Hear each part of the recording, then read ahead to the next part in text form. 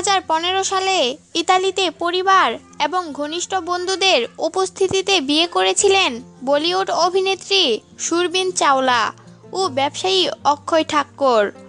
কিন্তু কাকপক্ষীয় জানতে পারেননি হেড স্টোরি খ্যাত এই তারকার বিয়ের কথা। বেশ কয়েক মাস পর তার যে বিয়ে হয়ে গিয়েছে এ নিয়ে আনুষ্ঠানিকভাবে ঘোষণা করেছিলেন অভিনেত্রী। কিন্তু বিয়েটা লুকানো গেলেও মাতৃত্ব যায় না। কিছুদিন আগেই হয়ে গিয়েছে তার সাধের অনুষ্ঠান। এবার মা হলেন সুরবিন চাওলা।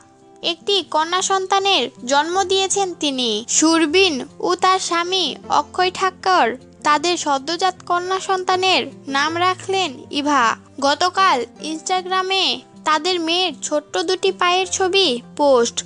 এই সুসংবাদটি জানিয়েছেন অভিনেত্রী। সেই ছবির ক্যাপশনে সুরবিন লেখেন, এখন ছোট্ট ছোট্ট জুতোগুলো ছোট্ট পা দুটিকে অনুভব করতে তৈরি। আমাদের পরিবারে আশীর্বাদ স্বরূপ এসেছে নতুন সদস্য। তোমায় স্বাগত আমাদের কন্যা ইভা। আমাদের কাজে উৎসাহিত করতে আমাদের চ্যানেলটি সাবস্ক্রাইব করুন।